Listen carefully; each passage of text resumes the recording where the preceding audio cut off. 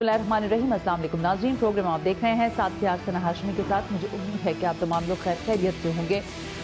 Israel और Iran का ये जो हालिया कॉन्फ्लिक्ट है, इसने एक मरतबा फिर पूरी दुनिया की नज़रें भी ज़ाहिर इस मुद्दे पर रख रखी हैं। इसके अलावा जो अहम तरीन और बुनियादी मामला है वो ये कि इजराइल जिस तरह से एक बदमस्त हाथी की तरह हर मुल्क की टेरिटरी को एक्सरसाइज कर रहा है, उसमें घुस रहा है, तो अब लोगों का ये सवाल यकीनी तौर पर है कि ये इजराइल अपनी ही सिर्फ इमा पे तो नहीं कर रहा है। जाहिर है उसकी पुश्तपनाही कहीं ना कहीं उसको हासिल है अमेरिका का आशीर्वाद। लेकिन इस सवाल से हटकर ज़रा मुनफरिद बात यह है कि गुज़िश्ता रात जो ईरान ने जवाबी कार्रवाई की, इस जवाबी कार्रवाई के नतीजे में पहला सवाल ये कि कितनी मौसर जवाबी कार्रवाई थी, और उससे मुख्तलिफ सवाल ये कि इस कार्रवाई के फ़ौरन बाद ही हमने देखा कि रूस के सदर व्लादिमीर पुतिन ने दोनों ममालिक के सरबराहान यानी ईरान के सरबराह से भी टेलीफोनिक रब्ता किया और इजराइल के वज़ीर आज़म से भी रब्ता किया। तो जाहिर है ये दोनों जानिब एक एक्सरसाइज की गई कि शायद मामला जो है मज़ीद जंग की तरफ ना लेकर जाया जाए, लेकिन ज़रूरत सब्र की होगी कि टेबल टॉक की तरफ आया जाए। क्या हो सकता है? अमेरिका की जानिब से जो बात ईरान के लिए वाज़े अल्फाज में कही गई कि वो यूरेनियम की अफजूदगी को फौरी तौर पर रोके, जिस पर ईरान ने कतई तौर पर इनकार करते हुए कहा कि ये अमल ना हो रहा है और ना हमने कुछ कर रखा है, लेकिन हाँ इजराइल ने जो हमारे साथ किया है हम इसके लिए पूरी तरह अपने दिफा का हक रखते हैं और इजराइल को मुसलसल जवाब देते रहेंगे। मुझे आज इंपॉर्टेंट शख्सियात हैं जो ज्वाइन कर रही हैं और मैं यहाँ पर ये तस्करा करना भी ज़रूरी समझती हूँ कि मसले हालात पर जो बहस हो रही है इसमें किसी एक मुल्क का नाम या एक जहाँ पे ज़ाहिर जो दो ममालिक के दरमियान कॉन्फ्लिक्ट है उस पर तो हम डिबेट कर ही रहे हैं, लेकिन ये पूरी पट्टी, ये पूरा खित्ता किस तरह से असरअंदाज हो रहा है इस पर बात करना अहम है। मेरे साथ इस वक्त वाया जूम लिंक मौजूद हैं साबिक मंदूब हैं अक़वाम मुत्तहिदा के रह चुके हैं मुनीर अकरम साहब। मुनीर अकरम साहब, thank you very much sir कि आपने वक्त निकाला, बहुत बहुत शुक्रिया। ज्वाइन कर रहे हैं मुझे साबिक वज़ीर ख़ारजा रह चुके हैं खुर्शीद महमूद कसूरी साहब। कसूरी साहब, थैंक यू वेरी मच कि आपने भी वक्त निकाला। लेटरली मुझे ज्वाइन करेंगे निसार सैयद, सीनियर तज्ज़ियाकार हैं, माहिर आलमी उमूर हैं। तीनों शख्सियात का बहुत शुक्रिया। मुनीर अकरम साहब, मैं गुफ्तगू का आगाज़ आपसे करूंगी। सलामती काउंसिल का हमने देखा कि उसमें पाकिस्तान ने अपने मौक़िफ़ को ज़ाहिर है इजराइल के हवाले से बताया, उसको दोहराया, बारहा दोहरा रहा है।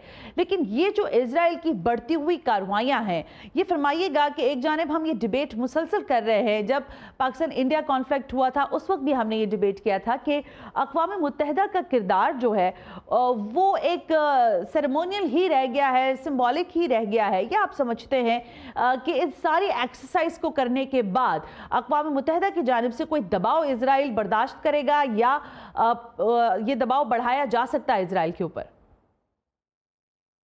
जी, मेरे ख्याल में अक़वाम मुत्तहिदा में सलामती काउंसिल की जो कह रहे हैं कि कमज़ोरी है, वो कमज़ोरी इस वजह से है कि जो भी सलामती काउंसिल से फैसले होते हैं, वहाँ पूरे जो 5 परमानेंट मेंबर्स हैं, उनकी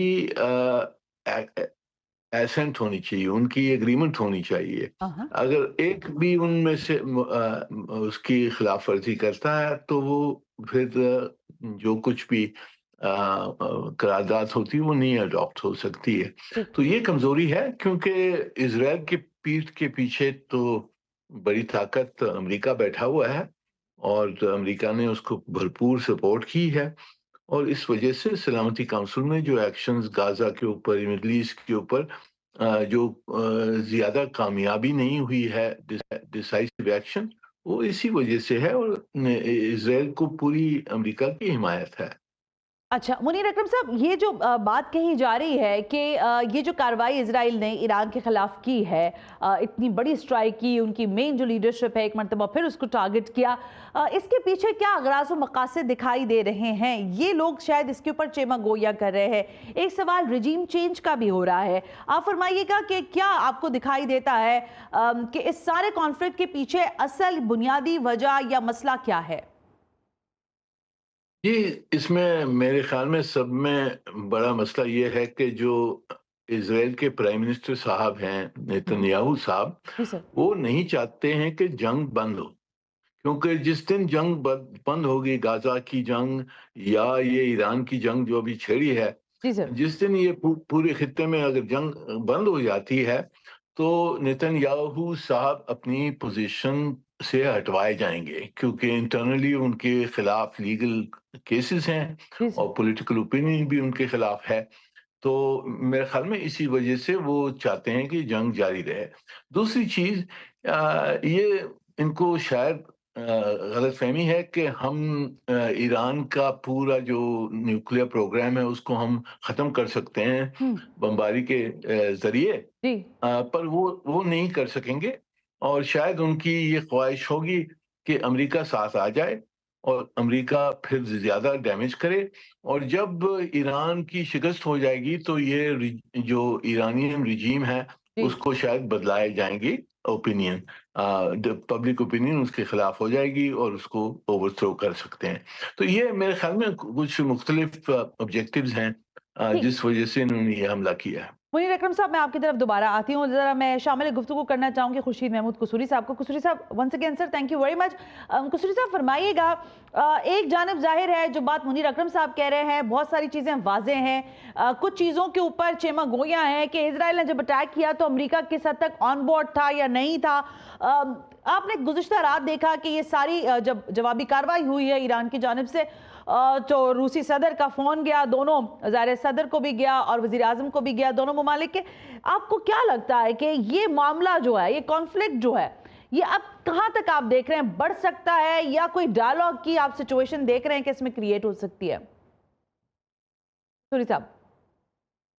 देखिए, पहली बात तो ये है कि ये समझना पड़ेगा और उसके बाद ही कुछ जवाब दिया जा सकता है कि ये इस वक्त कन्फ्यूजन है कि जो शुरू में प्रेसिडेंट ट्रंप ये चाहते थे या नहीं कि ये हमला हो या ना हो। अच्छा।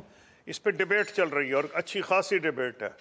कई लोग कहते हैं कि उनके ताल्लुकात प्राइम मिनिस्टर नेतन्याहू से अच्छे नहीं थे और उन्होंने इनको रोका था कि मुझे बातचीत करने का मौका दें, और नेतन्याहू ने यह कहा कि सच या मौका कोई नहीं, क्योंकि वो उसकी जो बकौल उनके जिनको प्रॉक्सीज कहते हैं या उनके साथी जो ईरान के थे इस इलाके में, हिजबुल्ला और हमास और दूसरे जो थे शाम में, इराक में, वो कमज़ोर हो चुके हैं। तो ये मौका ऐसा है कि वो हाथ से नहीं जाने देना चाहते। ठीक है।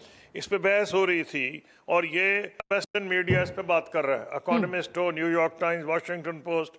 ये कितना सच है कितना झूठ है, मुझे जो लग रहा है वो ऐसे लग रहा है कि प्रेसिडेंट ट्रंप की ख्वाहिश तो ये थी कि ईरान से नेगोशिएशन हो, ठीक है, लेकिन उनकी ये भी ख्वाहिश थी कि वो ईरान मान जाए जहाँ तक उसकी एनरिचमेंट है यूरेनियम की या अफसूदगी की यूरेनियम की, कि ज़ीरो पे आ जाए। ईरान किसी सूरत में इसके लिए तैयार नहीं था कि वो ज़ीरो पे आ जाए। वो समझता था कि उसका वैसे भी हक है under international law for civil nuclear energy.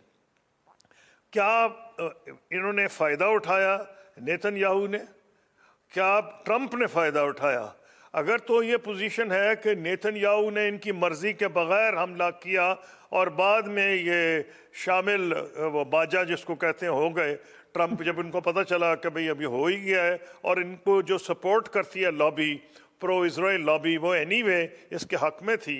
तो अगर तो इन्होंने इनकी मर्जी के खिलाफ किया है तो इसके कॉन्सिक्वेंसेस होंगे अमेरिकन पॉलिटिक्स में भी। क्योंकि ये जो जिस बुनियाद पर आए थे इक्तदार में, ये इनका कहना ये था कि हम तो पुरानी सियासत से अलहदा हो रहे हैं। पुराने जो पॉलिटिशियंस थे उन्होंने अमेरिका को मुख्तलिफ जगहों में फंसा दिया, अमेरिका को इकोनॉमिकली पीछे छुड़वा दिया, और ये एक बहुत पावरफुल नैरेटिव था जिस वजह से लोगों ने इनको वोट दिया है। अब अगर ये बात ठीक है तो फिर ये है कि इजराइल को थोड़ा बहुत तो मौका मिल गया है और थोड़ा बहुत शायद और मिल जाए। अच्छा। लेकिन इसका जवाब कि क्या ये लंबा चलेगा या नहीं, इसका अकेला ट्रंप पे नहीं इन्हिसार, इसके कई चीज़ों पे है। पहली बात यह है कि सपोजिंग ये दोनों एक साइड पे हैं, प्रेसिडेंट ट्रंप और prime minister Netanyahu, I am not sure, ये सवाल जल्दी जवाब आ जाएंगे। अगर एक साइड पे भी हैं तो ईरान क्या करेगा? अपनी हार मान लेगा। कभी हुआ है क्या? मोदी साहब ने कहा था जब उनके जहाज गिर गए कि नहीं हमने कान पकड़ लिए, हम वापस जा रहे हैं। होता ही नहीं है। یہ جنگیں ختم ہو گئیں سیکنڈ ورلڈ وار کے بعد کہ ایک فوج ہتھیار ڈال دیتی دوسری نہیں. جب سے نیوکلیئرائزیشن آئی ہے یہ اس قسم کی جنگیں نہیں ہو سکتی. تو نہ مودی مانے تھے اور نہ کوئی اور مانے گا. تو ایران کسی صورت میں ماننے کو تیار نہیں ہے. چاہے ٹرمپ, یہ میں کانفیڈنس سے کہہ سکتا ہوں کہ ٹرمپ چاہے ان کے ساتھ تھے یا نہیں, کہانی جو بھی ہو نکل آئے گی. لیکن اس کی ایک وجہ ہے کیوں نہیں مانے گا ایران.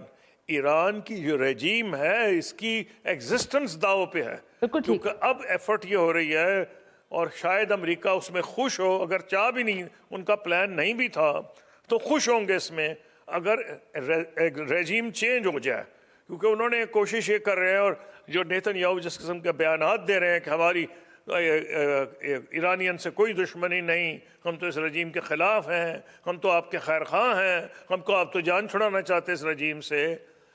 اس کے کیس میں کسی صورت میں ایران چپ نہیں کرے گا. تو ایران کر کیا سکتا ہے؟ سپوزنگ برتری حاصل ہے جو کہ ہے امریکہ اگر پیچھے ہو اسرائیل کے, اسرائیل تو ویسے بھی سب سے بڑی طاقت ہے ملٹری اس علاقے میں, تو اور امریکہ پیچھے ہو پہ تو کمپیریزن ہی کوئی نہیں. لیکن پھر ایران کر کیا سکتا ہے؟ پھر ایران یہ کرے گا کہ اس جنگ کو پھیلائے گا. کیسے پھیلائے گا؟ وہ کام کرے گا جس میں امریکہ اور اس کے اتحادیوں کو نقصان ہو اور بین الاقوامی معیشت کو بھائی بیڑا غرق ہوتا تو ہو جائے, تاکہ پریشر پڑے ٹرمپ پہ کہ یہ بند کرو. کون پریشر ڈالے گا؟ اس کے گلف کے الائز ڈالیں گے. پھر ایسے ملک جو انڈیا پاکستان سارے ہیں جن کی انرجی سیکورٹی اس پہ ڈیپینڈ کر رہی ہے کہ یہ آلریڈی پرائسز بڑھ گئی ہیں. یہ کوئی آسان کام نہیں ہے کہ جنگ لمبی ہو, وہ جا کے 5-6 جہاز ڈبو دے, اسٹریٹ آف ہرموز کو بند کر دے تو بیڑا غرق ہو جائے گا. انڈیا, پاکستان, بنگلہ دیش جو ہمارے جیسے ملک ہیں جن کے لیے زندگی موت کا مسئلہ ہے یا غربت بہت بڑا مسئلہ ہے, ہمارے لیے پرائس آئل کی بڑھتی ہے تو ہر چیز بڑھ جاتی ہے, عوام کی زندگی اجیرن ہو جاتی ہے. اس کا مطلب یہ ہے کہ ایران ہر کام کرے گا کیونکہ رجیم چینج کا معاملہ, اور کسی صورت میں ہار نہیں مانے گا. یہ تو لمبی بحث ہے کہ اس کی ٹرمپ کی مرضی. جی قطع کلامی کی معافی دیجیے گا, لیکن میں ذرا نثار سید صاحب کو بھی شامل گفتگو کرنا چاہوں گی. ویلکم کرتے ہیں بھی شو پر. یہ فرمائیے گا کہ جو ابھی تک ہم ڈیبیٹ کر رہے ہیں وہ یہ کہ ایک جانب اسرائیل کا اٹیک ہے ایران کے اوپر اور پھر ایران کا جواب ہے جو کہ گزشتہ رات تھا, لیکن یہ مؤثر کتنا جواب تھا پہلے تو اس کا ذرا احاطہ کیجیے گا, اور پھر ساتھ یہ بھی بتائیے گا کہ ایران کے اندر بھی ایک رجیم چینج کے معاملے پر بڑی بحث ہو رہی ہے, لکھا جا رہا ہے اور بولا جا رہا ہے. آپ کیا سمجھتے ہیں کہ کیا اس تناظر میں ایران کے اندر رجیم چینج کا یہ جو معاملہ ہے وہ امریکہ کی اما پر اسرائیل کروا رہا ہے, یا اسرائیل بھی اس اٹیک کے بعد امریکہ کو سرو کرنا چاہتا ہے رجیم چینج کو لے کر؟ کل جس طرح سے ایران پہ اسرائیل کی جانب سے حملے کیے گئے اور اس کے بعد نیتن یاہو نے وہاں پہ رجیم چینج کی بات کی اور ایرانیوں سے کہا کہ ہمارا آپ سے کوئی جھگڑا نہیں ہے بلکہ ہم یہاں پہ اس رجیم کو چینج کرنا چاہتے ہیں, ساتھ ساتھ جو ہے وہ اس نے ٹرمپ کو بھی کہا کہ وہ بھی آگے بڑھیں اور یہ ایک اچھا موقع ہے کہ وہ اس کو ٹیک اپ کریں. اس سے پہلے آپ کو پتا ہے کہ امریکی صبح سے لے کے یہ اعلان کرتے آ رہے تھے کہ اس جنگ سے ان کا کوئی تعلق نہیں ہے, بلکہ ساتھ ساتھ وہ یہ بھی کہتے رہے کہ انہوں نے اسرائیل کو کوئی اسسٹنس فراہم نہیں کری. لیکن کل دوپہر کے بعد جب اسرائیل کے حملوں میں شدت آئی ہے تو ٹرمپ نے بھی اس کو خوش آئند قرار دیا تھا ABC نیوز سے بات کرتے ہوئے. لیکن ہمیں یہ نظر آتا ہے دوسری طرف کہ جب ایران پہ حملے کیے گئے ہیں تو کل ایران کے لاکھوں لوگ اپنی شاہراہوں پر آئے ہیں, انہوں نے اسرائیل کے حملوں کی مذمت کری ہے اور ساتھ ساتھ انہوں نے جو ہے یہ بات کری ہے کہ وہ اسرائیل سے انتقام لینے کی بات کرتے ہیں. ایران کے اندر یہ نعرہ بھی دیکھنے میں آیا کہ ایرانی عوام جو ہے وہ ایٹم بم بنانے کی بات کرتی رہی اور مطالبہ کرتی رہی اپنے حکمرانوں سے کہ وہ فوری طور پر ایٹمی دھماکہ کریں تاکہ اسرائیل کو جواب دیا جا سکے, مغربی طاقتوں کا جواب دیا جا سکے. پھر جب ایران نے دوبارہ رات کو اسٹرائک بیک کیا ہے اور رات کو ایران نے جو تل ابیب پر اور اسرائیل کے مختلف علاقوں پر حملے کیے ہیں تو اس کے بعد بھی آزادی اسکوائر سمیت ایران کے مختلف علاقوں میں جس طرح جشن ہوا ہے تو اس سے یہ بالکل چیز واضح ہے کہ ان کے اس رجیم کو پاپولر سپورٹ حاصل ہے. یعنی یہ بم دھماکوں سے یہ حکومت تبدیل نہیں ہو سکتی, اسرائیلی یا امریکی حملوں سے یہ حکومت تبدیل نہیں ہو سکتی. ہاں انہوں نے ایک اچھے انداز سے اپنی پلاننگ کے ساتھ ایران پہ حملہ کیا, ان کے سیکورٹی سسٹم کو ہیک کیا, ان کے ایئر ڈیفنس سسٹم کو انٹرنل یا ایکسٹرنل طریقے سے نقصان پہنچایا تاکہ وہ آسانی سے حملے کر سکیں اور ان کی ٹاپ ملٹری لیڈرشپ کو قتل کیا. لیکن اس کے بعد آپ دیکھتے ہیں کہ 8 گھنٹے کے اندر اندر ایران نے اپنے تمام سسٹم کو ریسٹور کیا, ان کے 3 جہاز گرا دیے اور اس کے بعد تل ابیب پر جو انہوں نے 3 ویو 3 لیئرز میں انہوں نے پرومس 3 کی جو ایکسرسائز کری ہے اس سے چھپانا بھی چاہیں تو تل ابیب میں ایک بڑی تباہی دکھائی دیتی ہے، عوام کو بھی نشانہ بنی ہے، جبکہ ایران کہتا ہے کہ انہوں نے عوام کو نشانہ نہیں بنایا بلکہ اسرائیل کے میزائلز نے یا ان کے ہیکرز نے اس کو جو ہے وہ ڈی ٹریک کیا ہے. لیکن کل اسرائیل میں تل ابیب میں ایک بڑی تباہی دیکھی گئی ہے. تو ایران نے جو ریٹیلیشن کری ہے وہ وقتی تھی، وہ اس سے زیادہ ہار جواب دینے کی پوزیشن رکھتا ہے، اور لگتا یہ ہے کہ ایران اس سے زیادہ ایگریسو جائے گا. وہ اتنے آسانی سے اس مسئلے پر سفارت کاری یا مذاکرات قبول نہیں کرے گا اور وہ سخت رد عمل دے گا. ٹھیک ہے نثار سید صاحب، ایک بریک کا کہا جا رہا ہے، میں بریک سے واپس آتی ہوں تو منیر اکرم صاحب سے ذرا یہ بھی پتہ کریں گے کہ فیلڈ مارشل کا دورہ وہ بھی بس ہوا ہی چاہتا ہے. تو اس سارے تناظر میں جبکہ ایک جانب مشرق وسطیٰ کے معاملات ہمارے سامنے ہیں، اسرائیل ایران کانفلکٹ بڑھتا جا رہا ہے، اس دوران یہ دورہ امریکہ فیلڈ مارشل کا کیا مشرق وسطیٰ کے حالات میں کوئی تبدیلی کی نوید لا سکے گا یا نہیں؟ ایک بریک شامل کرتے ہیں، بریک سے واپس آ کر اس کو ڈیبیٹ کریں گے.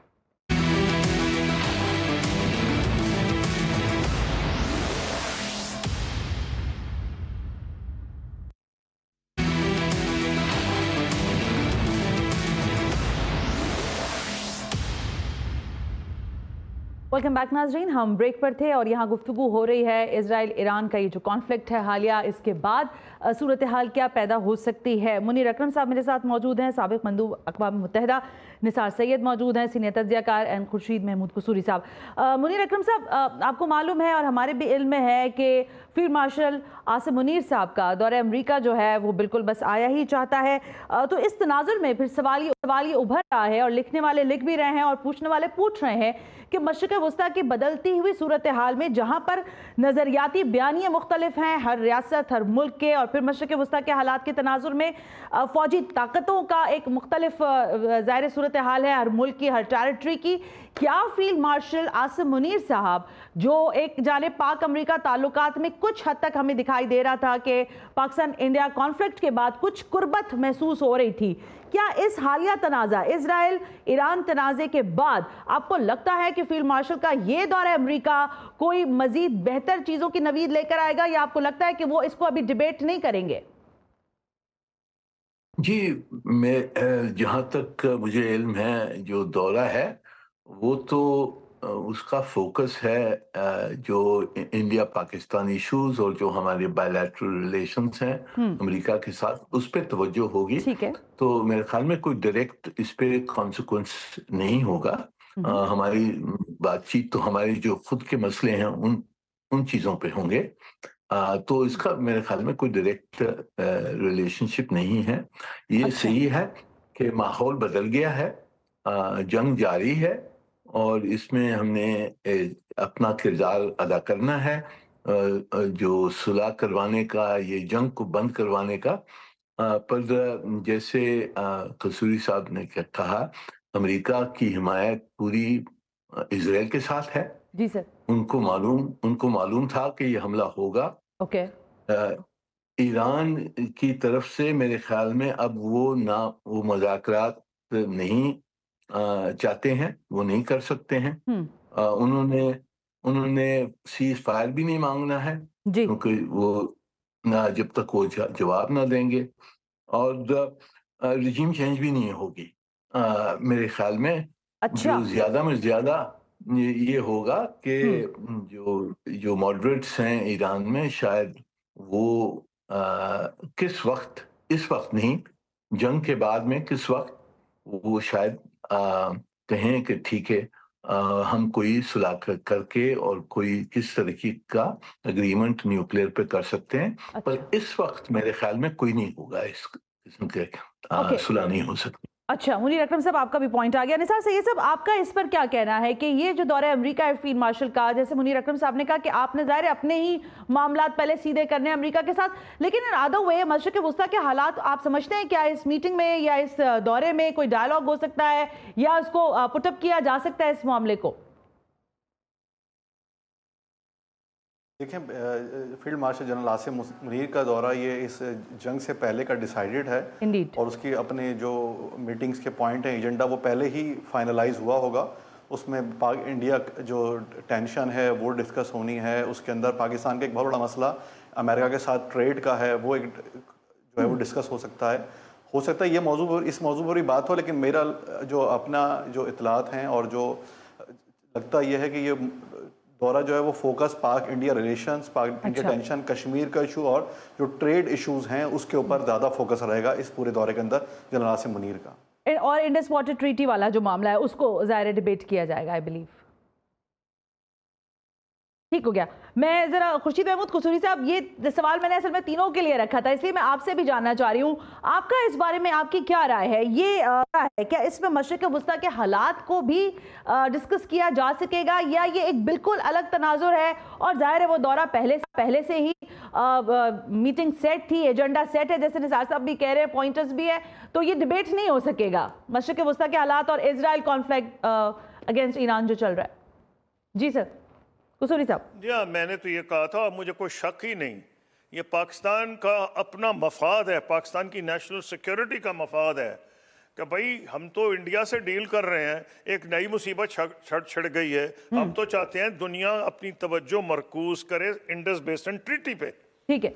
और टोटल वायलेशन इंटरनेशनल लॉ की कर रहा है हिंदुस्तान।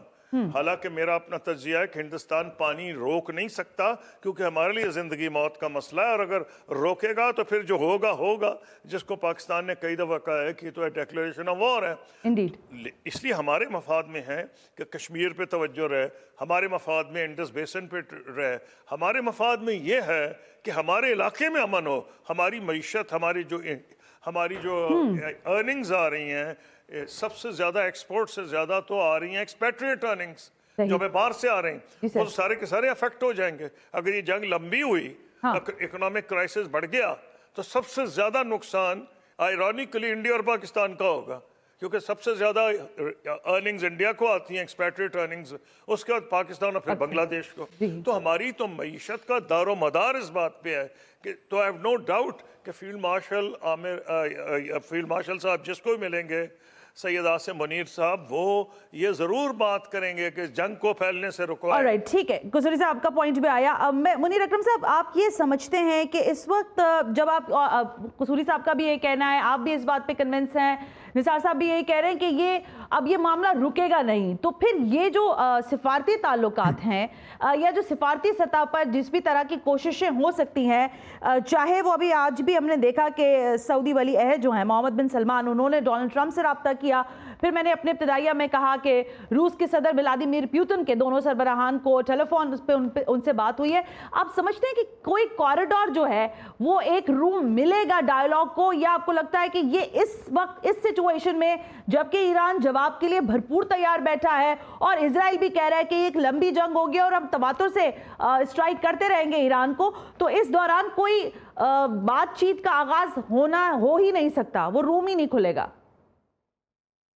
जी, जहां तक कि इजराइल और ईरान की पोजीशंस हैं, वो तो इस वक्त नहीं मान सकते हैं। अच्छा। कि हम सुलह कर लें, क्योंकि एक पॉलिटिकल पोजीशन होती है, ऑनर होता है, डिप्लोमेटिक एडवांटेज होता है। जो भी ताकत पहले सीज फायर मांगेगी उसकी पोजीशन कमजोर हो जाएगी। पर इसका मतलब ये नहीं है कि पीठ के पीछे जो डिप्लोमेसी है वो तो जारी है। वो सब बड़ी ताकतें आपस में बात कर रही हैं कि इसको किस तरह से हम रोक सकेंगे। उसमें रूस भी है, अमेरिका है, शायद चीन भी होगा, मिडिल ईस्ट की जो सऊदी अरब हैं, जो जितनी ताकतें हैं, वो सब आपस में बात कर रही हैं कि जी इस मसले को कैसा थामा जाए, क्योंकि हमारे सबके इंटरेस्ट में है कि ये फैले ना। ये खलीज में अगर फैल गई जंग, तो जैसे कसूरी साहब कह रहे हैं, ये हमारे लिए बहुत बड़ा इम्कान होगा इसका, उसमें बहुत डायमेंशंस हैं। तो ये डिप्लोमेसी तो जारी है, पर किस वक्त पर दोनों ताकतें मानेंगी कि हम रुकने के लिए तैयार हैं, वो अभी तक डिटरमिन नहीं है। बिल्कुल ठीक है। और ज़ाहिर है ये बहुत इब्तिदाई वक्त है, उसको डिबेट आगे करते रहेंगे, लेकिन एक ब्रेक का कहा जा रहा है। मैं ब्रेक से वापस आती हूँ तो निसार सैयद साहब से ये सवाल करेंगे कि ईरान के एलाइज कौन है दुनिया में, पर नजर डालने की जरूरत है ना, कि ईरान का साथ देने के लिए उसके साथ कौन कौन खड़ा है, फिर इजराइल का साथी कौन है, ये सबको ही पता है, लेकिन बाकी खलीजी ममालिक का और फिर मुस्लिम उम्मा के किरदार के ऊपर जरा बात करेंगे इस ब्रेक के बाद।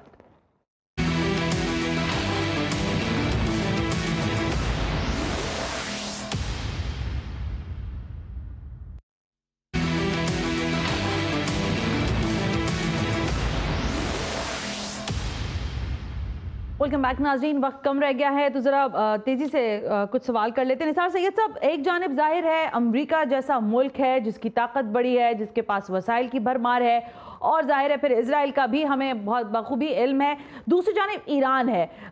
ये फरमाइएगा कि ताकत के अलावा भी अगर आप अलाइज की बात करें तो अमेरिका जिसको चाहता है अपने साथ मिला लेता है और जो नहीं मिलता उसको निस्तो नाबूद कर देता है। लेकिन ये फरमाइएगा कि आपको क्या लगता है कि ईरान की इस जंग में उसके एलाइज कौन कौन हो सकते हैं, और अगर नहीं है तो ये अकेली जंग ईरान जो ललकार है इजराइल को दे रहा है, इसमें क्या आपको लगता है कि वो फतह याब हो सकेगा? ना, ये बहुत वाज़ेह है कि इसराइल के साथ पूरी मगरबी ताकतें, अमेरिका और सारे ममालिक शामिल हैं जो इसराइल की पुश पर भी हैं, उसको दिफाई ताउन भी करते हैं, उसको इंटेलिजेंस शेयरिंग भी करते हैं, और उसके साथ उसकी सिफारतकारी में सलामती कौंसिल और तमाम इदारों में बैठ के उसकी मावनत करते आए हैं। लेकिन ईरान के साथ खुद जो है वो जिनका उन पर तवक्कुल है वो परवरदिगार आलम की ज़ात है जिस पे वो तवक्कुल करते आते हैं, और इसी के साथ तवस्सुल करके उन्होंने इस जंग का आगाज़ किया है। दूसरी जो अहम तरीन दुनियावी ताकतें हैं उसमें रशिया, चाइना, नॉर्थ कोरिया समेत बहुत सारे ममालिक, खुसूसन इस्लामी ममालिक ईरान के पुष्टबान हैं। ईरान के साथ वो सिफारतकारी में और बहुत सारे मामलात में आ गए हैं। खुद पाकिस्तान की सपोर्ट इसराइल के खिलाफ ईरान के साथ बहुत वाज़ेह तौर पर सामने आ रही है। तो ईरान एक मजबूत क़ुव्वत के तौर पे आप इसको देखें। जो पहला हमला हुआ है उसके बाद से जो ईरान ने 6 घंटे के अंदर कम बैक किया है, जो रिटेलिएशन करी है, वो बहरहाल वो एक उसकी प्रेसिडेंट नहीं मिलती हमें, और उन्होंने कल तवातुर के साथ हमले किए हैं। वो जो नेतन्याहू सुबह के वक्त ट्रम्प को भी दावत दे रहा था कि आएँ और हम रिजीम चेंज करते हैं और आगे बढ़ें, वो नेतन्याहू रात को बंकर में छुप गया। उनकी जो main command and control centre है उस पर हमला हुआ है। वो अपनी दिफाई लाइन को अभी तक रिस्टोर नहीं कर सके, जबकि आपको पता है कि जॉर्डन से लेकर इराक, इराक से लेकर इसराइल तक अमेरिका, फ्रांस, बरतानिया का सिक्योरिटी सिस्टम, उनके जहाज इन मिसाइलों को, इन ड्रोन अटैक्स को रोकने के लिए फाल थे। लेकिन ईरानियों ने जिस एग्रेशन के साथ हमला किया है वो उसको रोकने में नाकाम रहे हैं। यानी इसराइल की फौजी तनसीबात को निशाना बनाया गया है। इसराइल के डेमोना प्लांट के बारे में कहा जाता है कि उसको टारगेट किया गया है। तो ईरान ने कल जो एग्रेसिव एक्सरसाइज करी है उसके बाद ही ट्रम्प ने दोबारा MBS से और दीगर लोगों से राब्ता किया है कि इस जंग को फैलने से रोका जाए। दूसरी बात समझने की जरूरत है कि ईरान के पास स्ट्रेटेजिक जो जगहें हैं, आबनाए हरमज, अगर वो उसको बंद करता है तो पूरी दुनिया की इकोनॉमी कोलैप्स कर जाएगी। 15 दिन के अंदर अंदर जो है वो ये इकोनॉमी आगे नहीं बढ़ सकती। ये अमेरिका जो सो कॉल्ड ताकतवर अपने आप को तस्वुर करता रहा है, ये हौसियों से जो है बाबे मंदब की जगह को कंट्रोल नहीं करा सका। हौसियों ने जिस जहाज को चाहा है, यमनियों ने, उन्होंने उसको मारा है। तो ईरान तो एक बड़ी ताकत है और इस रीजन में बहुत बड़ी ताकत है।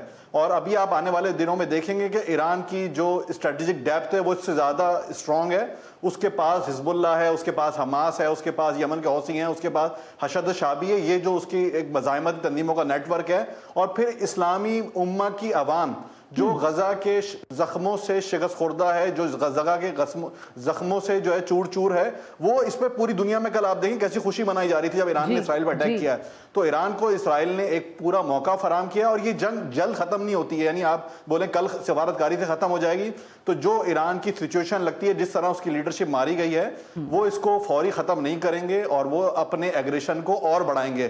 कल तो उन्होंने फौरी रिटेलिएशन करी है, लेकिन लगता ही है जो आप उनका मीडिया पढ़ें, जो उनके अपने चैनल्स पढ़ें, उससे ये वाज़ेह तौर पे चीज़ नज़र आ रही है कि जहां उनके पास एक मजबूत अवामी बैकअप है, वहां पर उनके साथ साथ उनकी फौज, उनकी मुसल्लह फौज बहुत ज़्यादा तैयार है। क्योंकि ईरान का लैंड जो रूट है वो इसराइल के साथ नहीं लगता, लेकिन उन्होंने जिस तरीके से मिसाइल मारे हैं 1600 और 1800 किलोमीटर की रेंज के अंदर, और उन्होंने इसराइल के अहदाफात को निशाना बनाया है। तो इसके साथ देखें, सुलह जो होगी ना, ये मुज़ाकरात होते हैं, उसमें जब आप बराबर के तौर पर सामने आते हैं तो मुज़ाकरात होते हैं। पाकिस्तान पे जब इंडिया हमला कर रहा था तो यही तमाम आलमी ताकतें खामोश तमाशा बैठी हुई देख रही थी, लेकिन जैसे ही पाकिस्तान ने स्ट्राइक बैक किया और इसकी अहम इंस्टॉलेशंस को इंडिया के निशाना बनाया, तो ट्रम्प भी कूद गया और यूरोप भी कूद गया कि फौरी तौर पर सीज फायर कराया जा सके। अभी भी कल के बाद से ट्रम्प ने जो है सीज फायर की बात करी है, MBS से बात करी है कि इसके अंदर अपना रोल प्ले करें। मिडिल ईस्ट में अगर आंख फैलती है तो उससे पूरी दुनिया जो है वो मुतासर होगी। सिर्फ पाकिस्तान, इंडिया, बांग्लादेश मुतासर नहीं होगा, पूरा यूरोप मुतासर होगा। यूरोप अभी यूक्रेन की जंग के जो बैकलैश है उसको बर्दाश्त कर रहा है। इसके बाद अगर मिडिल ईस्ट में ये आंख बढ़ती है और इस آنکھ کے بڑے کردار جہاں وہ خود یورپ ہے، فرانس ہے، برطانیہ، جرمنی ہے، تو وہ اس سے محفوظ نہیں رہ سکیں گے اور اس کے نقصانات، اس کے مضمرات سے ان کو جو ہے نقصان اٹھانا پڑے گا. تو اس میں سفارت کاری کا عمل ہمیں فوری طور پر نظر نہیں آتا، گو کہ ایران کے پاس چین اور رشیا جیسی مضبوط جو ہے سلامتی کونسل کی قوتیں موجود ہیں جو چاہتی ہیں کہ ایران جو ہے وہ اس میں آگے بڑھے، اور ساتھ ساتھ اسلامی دنیا کا تمام اسلامی ممالک، چاہے بہت سو نے اسرائیل سے تعلقات بنا بھی لے ہوں لیکن ان کی بھی خواہش ہے کہ اسرائیل کو لگام دی جا سکے، تو وہ سب ایران کے پشت بانی کے طور پہ موجود نظر آئیں گے آپ کو. بہت اچھا انالیسز ہے نثار صاحب. میرا خیال ہے یہ کافی ڈیپ آپ نے گفتگو کی ہے، اور 10 سے 15 دن میں آپ کہہ رہے ہیں کہ اگر یہ جنگ رکتی نہیں ہے تو پھر اس کے ریپرکشنز پوری دنیا پہ نظر آنا شروع ہو جائیں گے.